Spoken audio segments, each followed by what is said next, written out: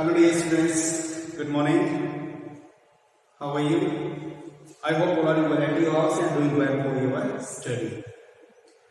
Yesterday I have started your lesson number 3 of the 12th class and the name of that lesson is 12. The name of this lesson is Deep Water, which is written by Williams Douglas. किसके द्वारा लिखा गया था बेटा? William Douglas के द्वारा आपका ये सेंटेंस लिखा गया था, जिसके अंदर आपको बताया गया था कि भाई जो विलियम जो डगलस जो होता है उसके मन के अंदर एक पानी का बहुत ही भयंकर जो डर है वो बैठ जाता है।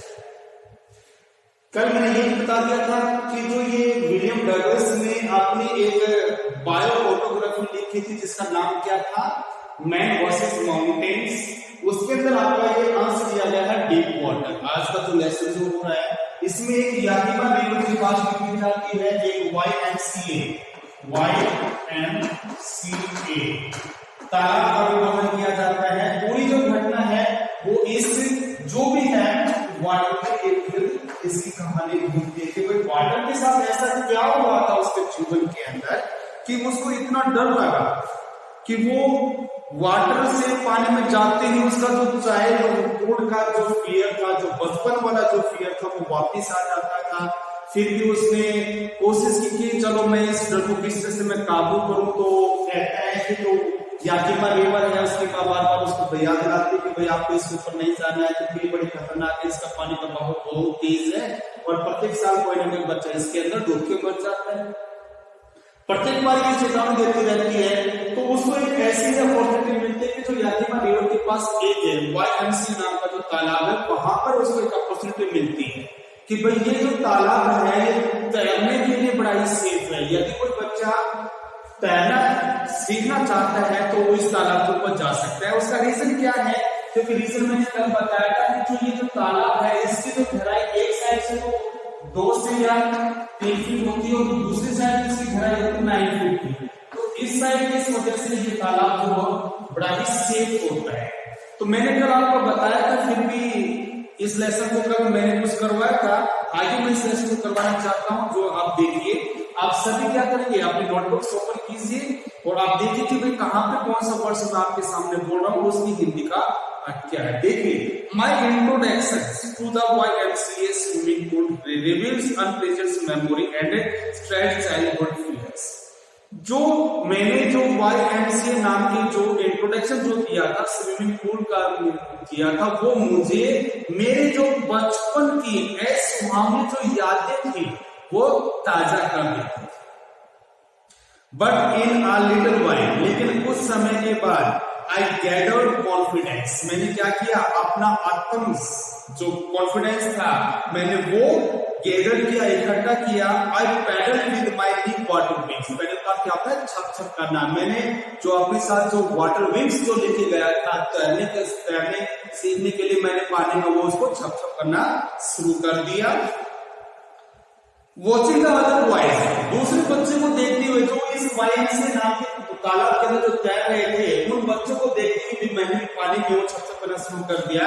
And trying to learn by aping, APING। Aping का अर्थ होता है बेटा APING, अनुसरण करते हुए, उसकी नकल करते हुए मैंने भी उनको वैसे ही हाथ करवाने लगे तो दूसरे बच्चे उसके अंदर अपाइंग कर उसके अंदर तैर रहे थे।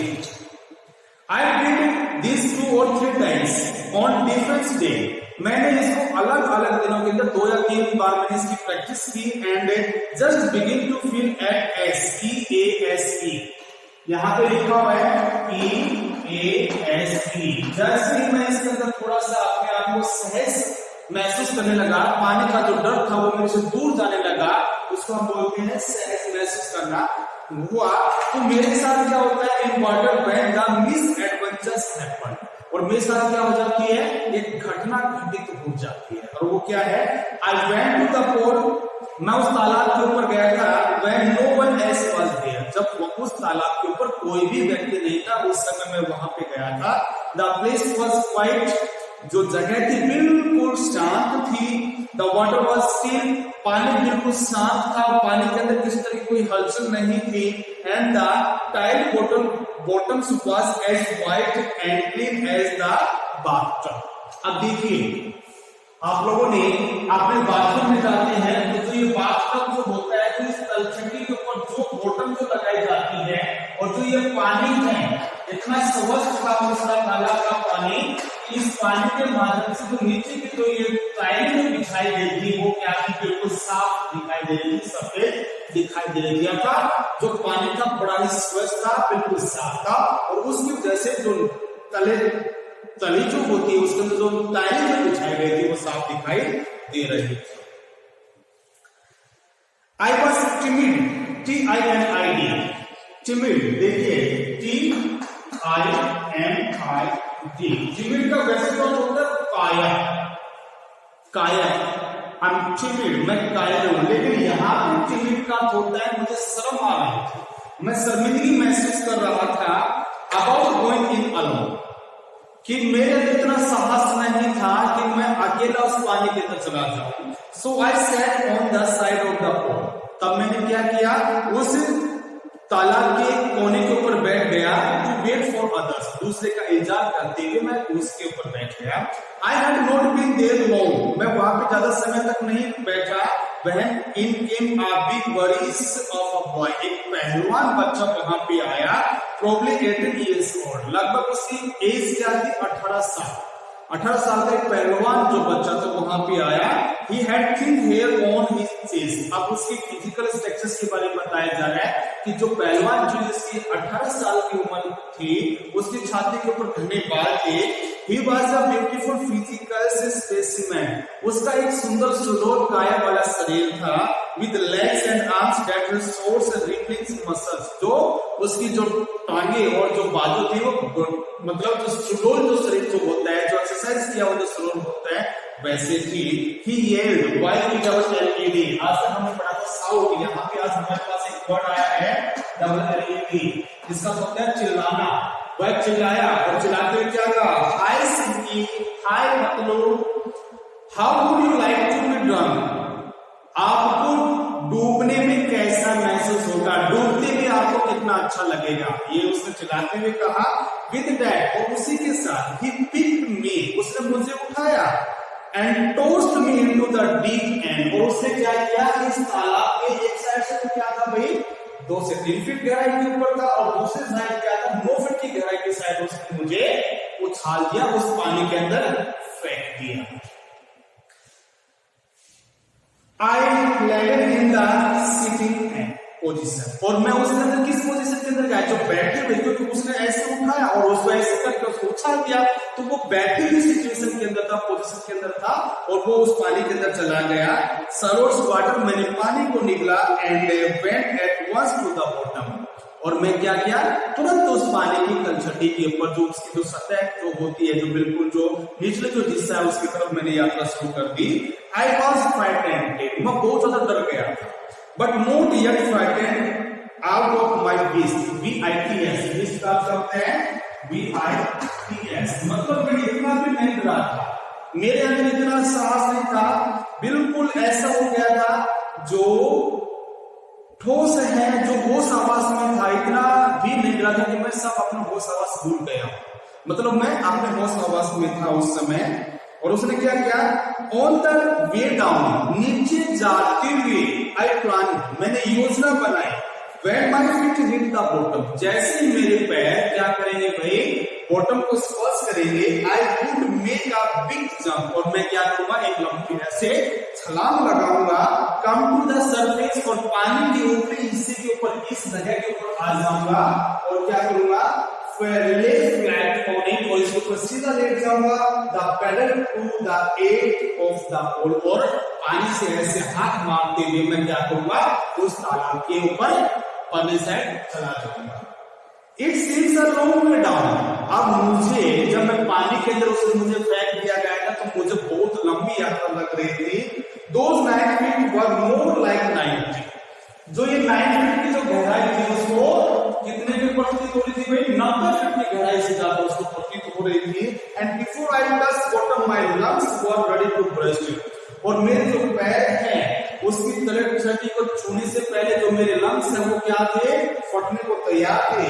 But when my feet hit bottom, लेकिन जैसे ही मेरे पैर स्पर्श को टच किए, आई समर्स ऑल माय स्ट्रेंथ, मेरे पास जितनी ताकत थी मैंने उसको इकट्ठा किया and made what I thought was a great spin upward. और जो मैंने पहले जो सोचा था, जब पानी के अंदर जो लैंडिंग कर रहा था उस समय जो मैंने सोचा था मैं कि भाई मैं ऊपर की तरफ छलांग लगाऊंगा, उसने वैसा किया।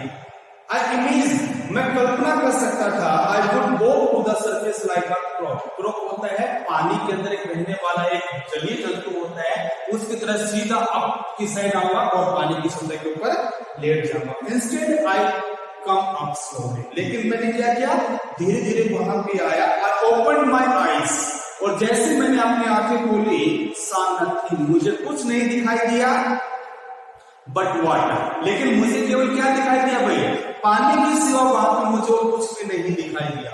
Water that had a dirty yellow things to it, एक ऐसा पानी जो मेरे सामने एक गंदी पीले आकृति की तरह दिखाई दे रही थी।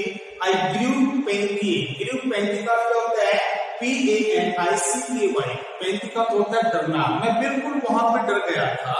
I reached up as if the grip a rope and my hands clutches only a water. मैंने क्या किया, हाथों को ऊपर किया एक रस्सी को पकड़ने के लिए, जैसे कोई डूबता हुआ इंसान सबसे पहले अपने हाथ ऊपर करते हैं कि भाई मुझे कुछ ऐसे दिखाई दे जाए जिसको पकड़ के जिसके सहारे में पानी से बाहर आ जाऊं। लेकिन जैसे मैंने रस्सी को पकड़ने की कोशिश की तो मेरे हाथ में क्या लगा, केवल पानी ही हाथ में आया। आई वॉज सफोकेटिंग, मेरा जो दम था वो उठ रहा था। I tried to yell, मैं चिल्लाने की कोशिश कर रहा था, but no sound came out, लेकिन मेरे जो गले से किसी तरह की कोई आवाज नहीं आई। Then my eyes and nose came out of the water, तब मेरी आंखें और जो नाक है पानी से बाहर आया, but not my mouth, लेकिन जो मेरा मुंह है वो पानी से बाहर नहीं आ पाया। I fell at the surface of the water, और मैं असफल हो गया था, पानी की सतह पर आने में असफल हो गया था। swallowed and choked, मैंने पानी को निगला और मेरा जो गला था वो बिल्कुल रुक गया था। I tried to bring my legs up, मैंने क्या किया, मैंने जो अपने टांगों को ऊपर लाने की कोशिश की, क्योंकि पानी में डूब रहा था तो कोशिश की, but they hung as dead weights, लेकिन वो एक मरे हुए जिस तरह से निर्जीव जो वेट होता है उसकी तरह वो लटक रही थी, पैरालाइज हो गई थी एंड रिच, बिल्कुल कठोर हो गई थी। A great force was pulling me under, एक बहुत बड़ी ताकत मुझे पानी के अंदर खींच रही थी। I screamed, मैंने चिल्लाया, but only the water heard me, लेकिन जो मेरी जो आवाज है वो केवल कौन सुन पाया, पानी ही सुन पाया।